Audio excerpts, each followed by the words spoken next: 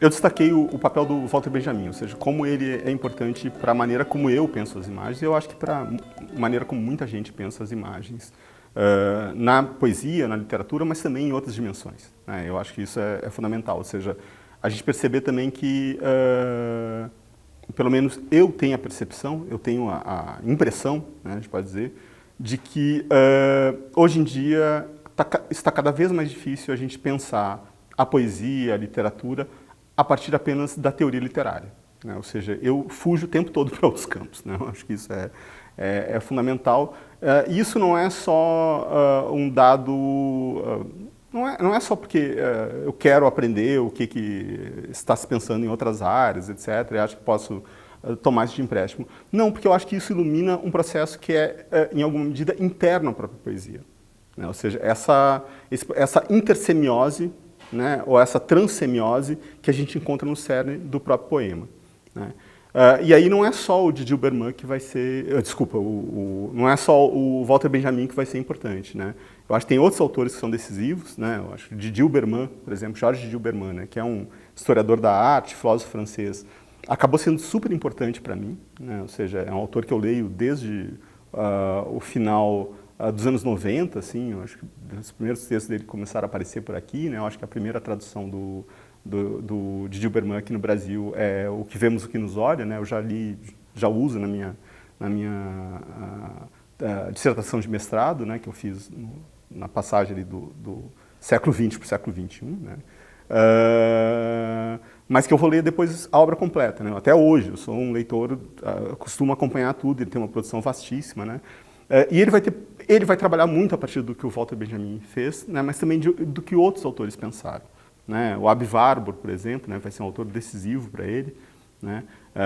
Mas outros autores também, ou seja, todo um diálogo com a psicanálise, né? Seja com Freud, seja com Lacan, seja com Pierre Fédidat. Então, é um autor que é decisivo para mim, porque é um autor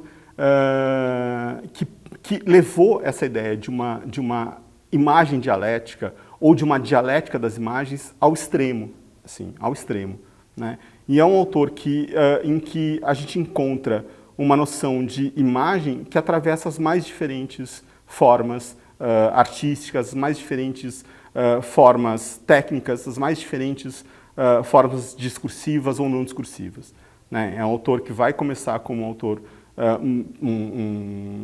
alguém que trabalha o intelectual do mundo da arte, né? Mas que logo deriva para outras formas de imagem, né? Vai trabalhar com as fotografias das chamadas histéricas de Salpêtre, né? Ou seja, esse é o objeto da tese de doutorado dele, né? Um livro que está publicado aqui no Brasil, inclusive, que se chama Invenção da Histeria, né? Mas que vai trabalhar também com cinema, vai trabalhar com literatura, vai trabalhar com as mais variadas formas, né? Vai trabalhar com...